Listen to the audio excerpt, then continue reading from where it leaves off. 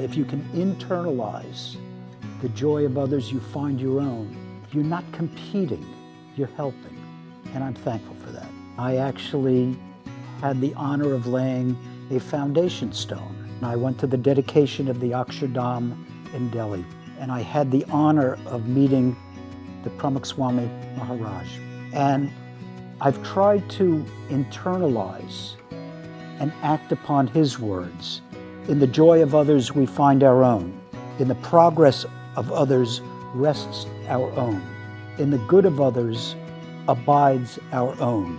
Know this to be the key to peace and happiness. He's taught all of us a universal virtue of peace, of unity, of truth, and above all, humility.